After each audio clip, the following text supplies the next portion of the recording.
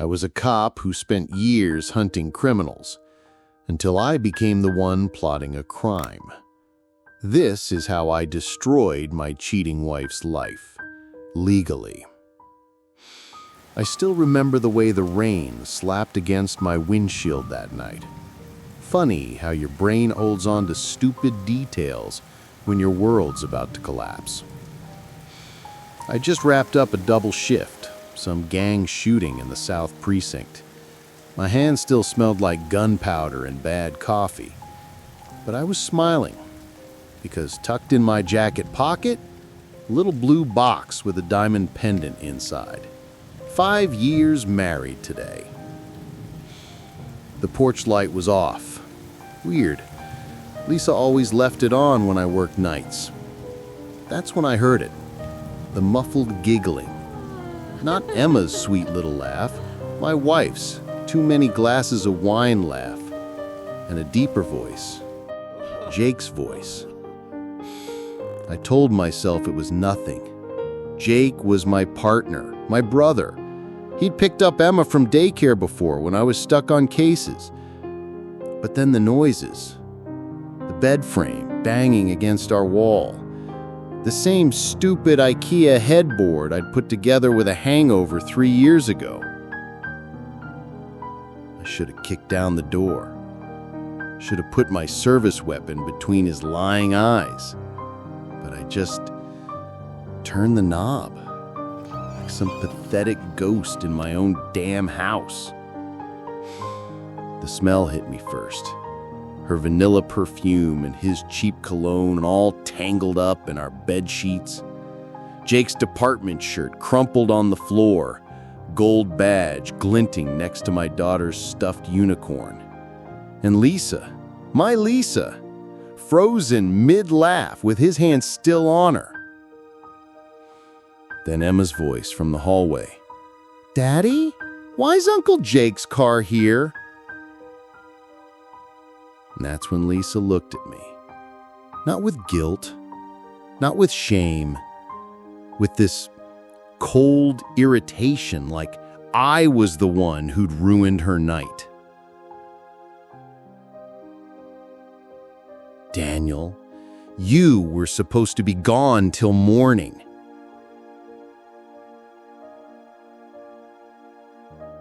Jake had the nerve to reach for his pants, like this was just some awkward misunderstanding. My fingers actually twitched toward my holster. But then Emma padded into the room, rubbing her sleepy eyes, clutching Mr. Snuggles, the bear I won her at last year's precinct carnival. That's when Lisa said the words that still play on loop in my nightmares. "We're leaving. Pack a bag for Emma, and Daniel, try not to make this harder than it has to be." Harder. Oh, Lisa, you have no idea what hard is yet. The first night alone in that empty house, I sat on Emma's bed, holding her stuffed unicorn, staring at the glow-in-the-dark stars we'd stuck to the ceiling together. That's when I made my decision. I wouldn't lose my daughter. Not to her, not to him. See, as a cop, I knew one thing better than anyone. The system is slow. Custody battles take months. Divorce drags on. And Lisa? She thought she'd already won. That's exactly what I needed her to think. So I let her. I played the broken man perfectly, signed the papers without a fight, even helped carry her boxes to Jake's shiny new apartment, the one paid for by all that overtime he'd been working. I bit my tongue so hard I tasted blood, but I smiled, nodded, let her believe she'd broken me. While Lisa played house with my ex-partner, I got to work. Cops have access to things. Let's just say internal affairs wasn't the only department with files on Jake Reynolds.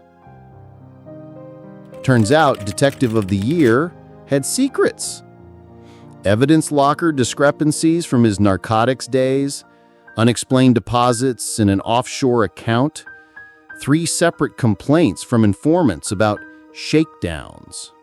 But the real gold mine, his burner phone records, 2 a.m. calls to a number registered to a known cartel lieutenant. Then came the moment that changed everything. Emma's first overnight visit back home. She was coloring at the kitchen table when suddenly she looked up and said, "Daddy, Uncle Jake's friends scare me." My blood went cold. "What friends, baby?" "The loud ones who come late. They make Mommy cry." That's when I knew Jake wasn't just dirty. He'd brought that filth around my daughter. Next day, I accidentally left my old department recorder in Jake's SUV during Emma's drop-off. The audio it captured? Beautiful. Jake's voice. "Shipment coming Thursday. Keep the kid quiet." Unknown voice. "And if your cop X starts sniffing around?" Jake, laughing. "I'll handle Danny boy." Pause. And then, quietly furious. "Handle me? Oh, Jake, you have no idea what's coming." Cop work teaches you one unshakable truth. Every criminal gets lazy, even smart ones. And Jake? He'd gotten arrogant, thought his badge made him untouchable. What he forgot, I knew all his hiding spots, knew how he thought, and more importantly, I knew exactly who wanted him dead. That burner phone number from the records belonged to Mateo El Fantasma Rojas, second in command of the Sinaloa cartel's Phoenix operation. And according to my old gang unit files, he had a very particular way of dealing with cops who skimmed his product. I'll spare you the photos, but let's just say it involves a lot of cardboard boxes and industrial glue. So I packaged up my evidence, nice and neat, Jake's offshore account numbers, the edited audio of him admitting to stealing shipments, even his gym schedule. Then I mailed it to 3 very special addresses, no return label. Meanwhile, Lisa's perfect new life was crumbling. First, Jake lost his department SUV, convenient, since that's where my recorder had been. Then their electricity got cut off. Turns out dirty cops don't get paid when they're suspended. "Daniel, call me back. Jake's being weird and..." I saved that message. Listen to it every morning with my coffee. 3 weeks later, Emma came home with a black eye. Not from a fall, not from playing. The shape was all wrong. Too neat. Too knuckle-shaped. And that's when I stopped playing nice. Next day, I walked into internal affairs with everything. The files, the audio, even security footage of Jake meeting with known cartel members outside a restaurant. Made sure to mention how often my 5-year-old daughter had been present.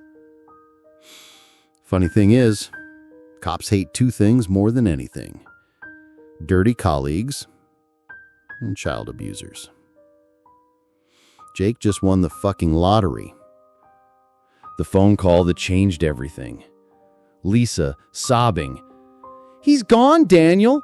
Just gone. His car is abandoned at the airport with blood on the seats. The police won't tell me, and..."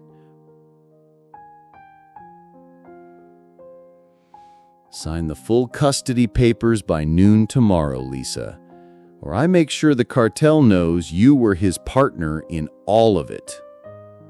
They never found Jake's body. Not that they looked hard. When a dirty cop vanishes with cartel blood money, the department prefers closure. Lisa lasted 6 weeks before she showed up at my doorstep. The woman who had once left me for a man in a tailored suit now stood shivering in Walmart leggings, her designer highlights growing out like weeds. Her hand shook, and she thrust me a Starbucks cup. My old order. Caramel macchiato, extra shot. Like this was some fucking rom-com reunion. I made a mistake, Daniel. A huge mistake. Please, let me see Emma. I took a slow sip, let the silence stretch until it choked her. Then I said the words I'd practiced in the mirror for months. She doesn't ask about you anymore. Of course she lawyered up. Hired some ambulance chaser who thought mother's rights meant something to a judge who'd seen my evidence folder. The custody hearing lasted 11 minutes. Lisa's lawyer turned green when I played the security footage, Jake snorting lines off our kitchen counter while Emma's toy sat visible on the floor.